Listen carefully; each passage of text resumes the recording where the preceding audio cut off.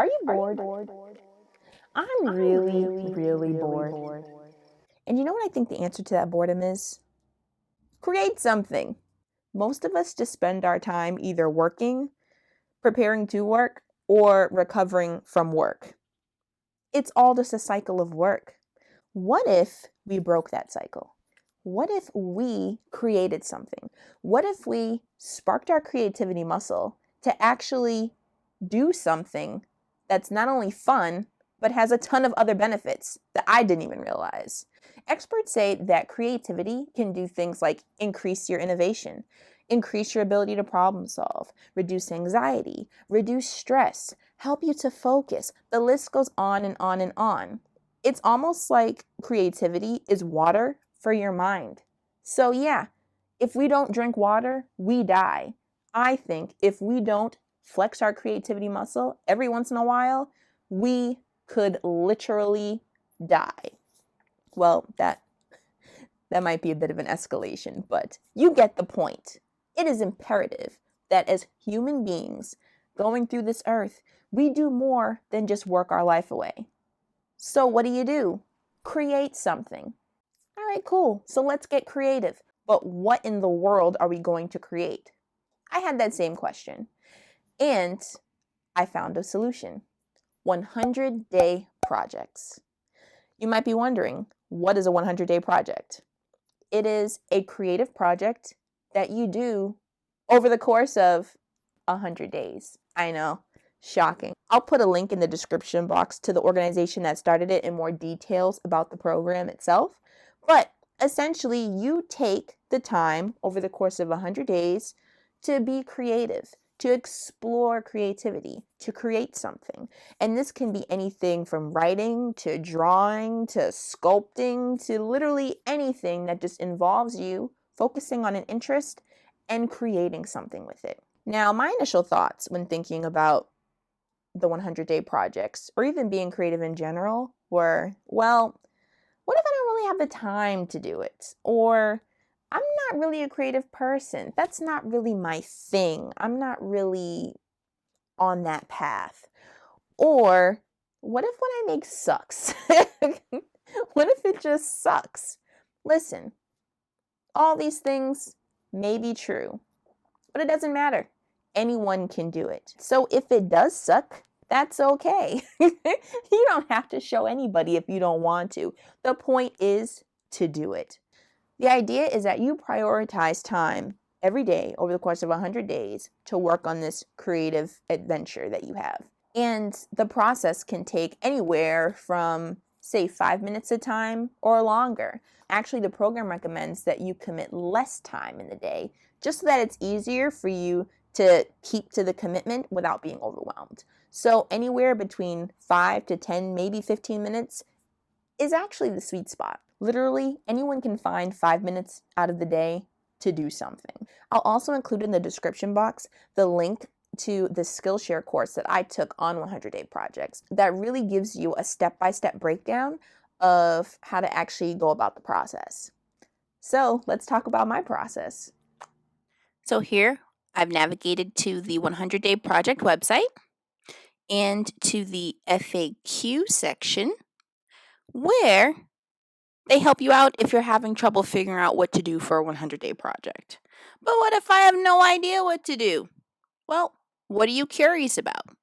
Well, for me, I'm curious about many things. I'm curious about ways to eat whatever I want without any repercussions.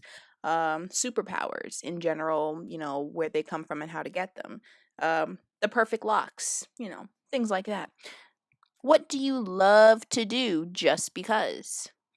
Well, for me, I love eating chocolate just because it's amazing and beautiful.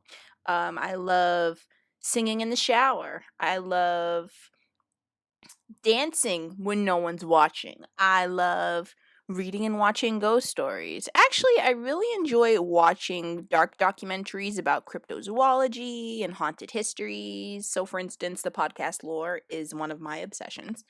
But yeah, I think that pretty much covers the things that I love a bit. What do you want to get better at? Ooh, that's a good question. Personally, I think I would love to get better at telling stories, at teaching. Just a couple things off the top of my head. And, you can also consult with a friend. You can do so many other things to try and figure out some ideas on how to create a 100-day project. They also include this handy little reflection guide where there's additional prompts that you can go to. So my project is, well, I'm not going to tell you that until later on in the video. So hold your horses. But I'm doing this because I want to have fun. Your reason could be different. You may want to get better at something. You may want to try something new. You may want to protest capitalism. But I'm just doing this to really have some fun. My hopes and dreams for this project are also a great question to ask. 3 ways you can simplify your project. Oh, this is great because this goes back to the whole don't overwhelm yourself bit. Make sure that whatever you're doing is in small, manageable chunks. Ideally, no more than 5 to 15 minutes per day being spent on this project so that you don't overwhelm yourself. What do you give yourself permission to do? Honestly, with this project, I give myself permission to not only have fun, but also to create something that isn't necessarily tied to any type of productivity. I don't have to be a productivity machine. I can just create something just for the sake of having fun. And it can have literally no real value or need in the outside world that's tangible, but its mere existence is enough. And I will celebrate my 100 days by obviously eating Ben & Jerry's and chocolate chip cookies. That's just a given. Your reward could be very much different. I do support healthy rewards that don't involve food. I'm sorry, Noom, but Ben & Jerry's and chocolate chip cookies are my lifeblood. The key is to make sure that when you're going through the prompts, you're being 100% honest with yourself about what it is that you like and actually want to do. If you're not, then it doesn't benefit you in any way. Don't do what you think you're supposed to do. Do what's fun. Do something unexpected. Do something weird. It really doesn't matter. The point is that this is your creative exploration time. There are no right or wrong answers. So do what you think is cool. Also, what you complete does not have to serve a purpose at all. So don't feel pressured to go ahead and jump into some giant goal that you have. You can do that, but don't feel the pressure to. This is about the process of creation. This is about exploring your creative side and just reaping those benefits from dedicating 5, 10, maybe 15 minutes a day to focusing on you. Now you might be wondering, what was Liz's 100-day project? Okay, full disclosure, it did not take me 100 days to do this, but it did take a bit of time. And I really wanted you to get a general idea of the different types of things that you can do through this process. You really don't have to stick yourself into a box here. This process is for you. Stay tuned to the end of the video for a few more final tips on how to make this a successful 100-day project. So without further ado, I would like to share with you the outcome of me attempting a 100-day project. I give you the tree. Note to self, create better titles for scary stories. So, some of the best memories I have of my dad include listening to the stories he would tell me about his childhood. Now, at the time, I was a kid, so I had no reason to wonder if these stories were true or true-ish, but that never stopped them from being any less entertaining. He was fond of telling me scary stories, and in the spirit of sharing is caring, I would like to combine 2 of my favorite things from my 100-day project list in this video, writing and scary stories. I'm going to tell you the story as I may or may not remember it from my childhood, and remember, the story that I'm about to share may or may not be based on actual events. Enjoy! Our story begins years ago, possibly somewhere down south. I never asked clarifying questions as I was a kid. My dad told me about how my grandfather had always been fond of riding bikes with his childhood friends up and down any large hill they could find. They spent their days pedaling as hard as they could to reach the top of the steep streets. Then they would let the wind propel them down the hill at full speed, adrenaline pumping and feeling like they were flying. Their favorite spot had a giant tree towards the bottom of the hill. They knew to slow down right before passing that tree to make sure they didn't get too close to the intersection. They also knew that as soon as those streetlights came on, they were expected to get back home on the double. On this particular day, as my grandfather and his two friends, Mac and Daniel, were finishing their final laps, they noticed that the wind had a peculiar sound to it. Not the usual gusty howl, but more of a faint muffled whistle. My dad used to tell me that when you heard that sound, it meant that something supernatural was in the air. Something unnatural had disturbed the wind's path. Now, my grandfather and his friends were the only ones on the street.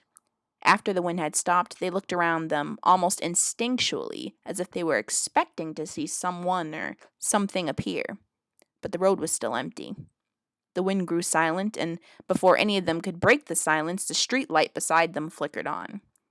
Although they were just about to finish one more glide down the hill, they all collectively knew that whoopings would be in their future if they didn't head home pronto. Mac, the oldest, said his goodbyes and started pedaling towards home, but Daniel, the youngest, kept staring down the hill. He wanted one last ride. My grandfather, knowing the risk but still caught up in the carefree joy of being an adventurous kid, looked at Daniel and smiled with a nod.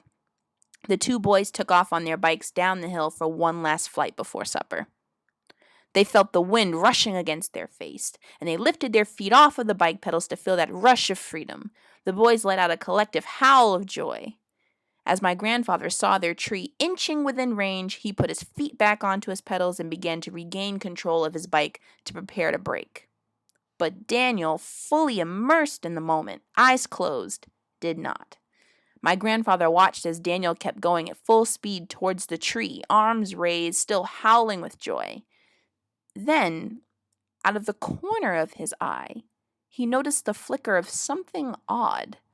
At first, it seemed too strange of a thing to notice, but he saw the branches of the tree begin to sway. It was almost as if the wind was making the branches come alive, but there was no wind. Then my grandfather saw the branches of the tree move in the same direction, stretching and contorting in ways that he had never seen tree branches move before. As Daniel passed the tree, blinded by delight, he felt something hard and rough grab his arms. The surprise of the touch shocked him into silence, and before he knew it, he was ripped from his bike and carried into the air. Seeing his own bike flying into the intersection without him as he was being pulled into the air triggered his panic, and he started screaming. My grandfather watched as the tree snatched Daniel and buried him within its leaves. Daniel's screams were only heard for a moment. It looked as if the tree swallowed him whole. My grandfather, terrified, raced home on his bike to tell his parents what he had seen. He bolted through the front door and raced to find his mother. With adrenaline and terror still pumping through his veins, he tried to tell his mother what had happened, but his words made no sense to her. As most parents would do, she expressed annoyance that he returned home so late and tried to reassure him that Daniel must have been playing a trick on him. But my grandfather knew what he had seen and couldn't sleep the rest of that night. The next morning, my grandfather walked his bike back to the hill to see if there was any sign of Daniel or any explanation for what he had seen.